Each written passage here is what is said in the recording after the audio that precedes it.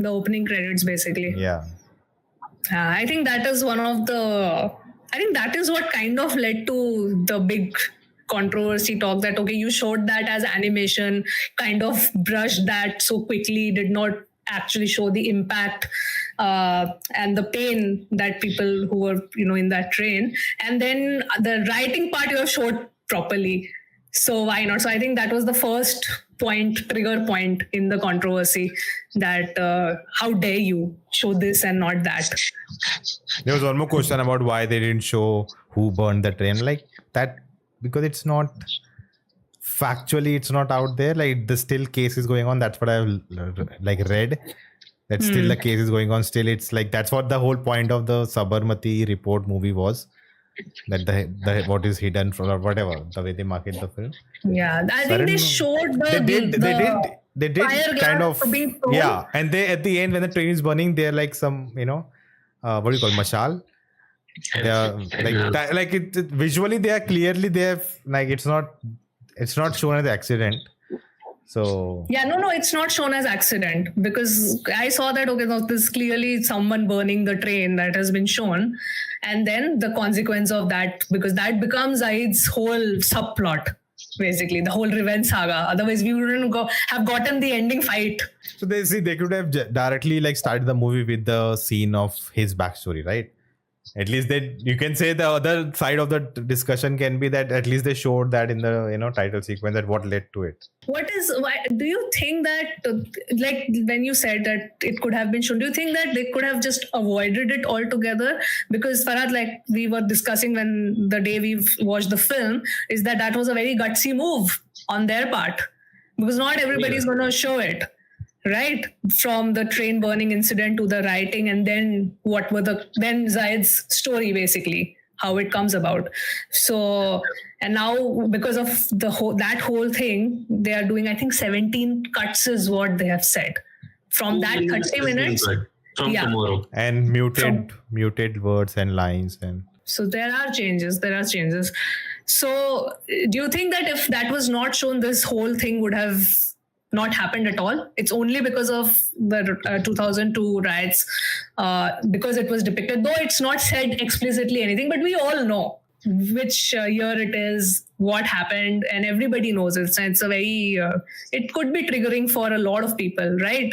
So do you think that, one, it was gutsy, or do you think that it was could have been avoided altogether? You could have done Zaid's story without that, or the impact would have been less. Me? Yeah, Parad, what do you think?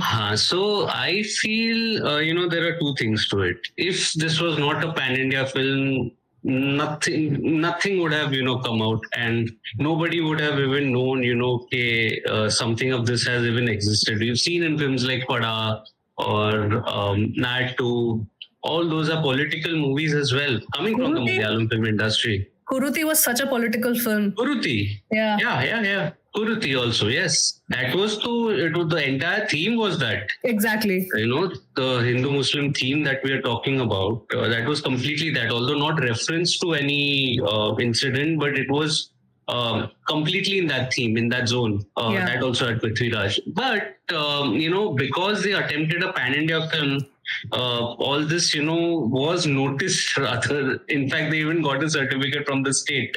The CBFC certificate is also state-driven. It's not only central-driven. And they have representatives of the state as well. So that's how the film got passed. And that's how films are made, from Malayalam, Telugu, Tamil. They don't go to the central board, which is the Hindi board for Hindi films. So, even if they have shown it, I have to really watch what I say. 1 second. Yes, please. Doesn't that say it? Doesn't say it all? It says everything. Yeah, it proves the point, right? Doesn't it prove a big point? It does, right? It's a very big point, because the other side of the argument is that films like some of the other films, let's put it ambiguously, some of the other films that portray the other side are not censored as well. And there's a film like Santosh, which is completely banned in India. Yeah. Right? And that has certain themes that's not even a reference from a real life incident, and still it is banned. Right. So it says a lot. And if you're this picky with art, then I mean, Yeah. It's not, things are just going to go downhill from there. Yeah, it is. Right. But do you think, Nona, this is going to happen now more often? I see a trend now. I feel I see a trend. Isn't it already happening? Like, I think we have crossed that line already. We've crossed that way line. back. With everything, not just movies, with everything outside also that's happening. I think we had already like crossed that line. And I'm just, I said my review. It's like for someone if you have a different ideology, the film is showing truth. If you have a different ideology, film is a propaganda. But the moment you start to, like ban things and, cut down that what you don't like, that will not be shown, then the other day, if the film you think is right, and even that will be taken down. Are you happy? Right. It cannot be, hypocritical that won't be taken down. What your ideology is right, and that can be shown, but what other ideology you don't believe in, that has to be taken down. It doesn't work, like that. No, but the thing is, Nona, that won't be taken down. No? That is the issue. That's what I'm saying. No? If you are okay with, I don't want to take names, but the other side is not okay. That is the problem. See, I personally, I don't agree with the pan-India statement that because it's a pan-India film, it received criticism. I think more than outside of remaining part of the country, I didn't see any issues, like big issues coming out. It's mostly within Kerala where more issues are happening.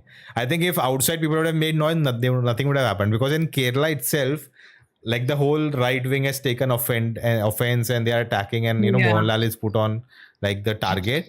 Then the apology has come in, I think, and it's very. I've seen a lot of people, saying why didn't take a stand and this and that. Like, it's easy for us to sit at home and say why they didn't take a stand. They are running a business. They have to take care of things. They have relationships to maintain. If it's so easy, then you take a stand for the film. Are you willing to take a stand for the film? Just writing on internet and the other side of the thing also is the OTT deal. Because this was showcased, the OTT deal could have gone off. Yeah. That is a reality. True. And it's such an expensive film that in fact, it was relying on a pan-India success for it to actually be profitable everywhere. Right. Other than the fact that it's a 200 crore gross, which doesn't say much. It's a 150 crore film, which means that it has to break even at 250 crore net. Not gross. Right. So that is not happening. I don't see that happening only from the state of Kerala, and Hindi is wrapped up under 2 crores. And on top of that, now you're dependent all of a sudden on the OTT deal, right? The OTT deal would probably be on the lines of 150 crores after the theatrical run. But the moment this controversy is quoted, none of the OTT platforms or the ones that they are in talks with would actually want the film to release on their platform because of that, whatever environment that we are in. And so there is still a lot at stake for the film. I mean, you have to also understand from the producer's point of view that it's an expensive film. And because the theatrical run is slightly under par as far as pan-India is concerned, the OTT deal becomes important for them to recover the money from that. Right. So, and I think that's why they quickly said that, okay, fine, we are going to just do these cuts and re-release because they also do not want to get into that kind of controversy where this is the only thing which is driving the film's narrative, that, there is this 130, the first 30 minutes, and rest of the not things even are the just first 30 ignored. minutes, right? It's like first 10, 15, I would say the whole thing, like the whole opening act, basically. The whole opening act, which becomes Zaid's story. You're right that a lot is riding on like the profitability. That's true. No, now outside Kerala also studying controversy. See, people want distraction. Everyone will talk about. I have seen the big YouTubers also pick up this because it started to come on my feed now. That it's content mil gaya na. हाँ, वो तो है. That's true. Yeah, now guys.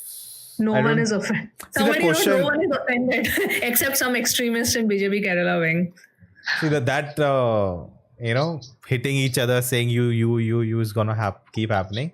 But the question about should they have avoided this and that, like I think that's above my pay grade. That I'm I cannot decide like what they should do, and that's their story to tell.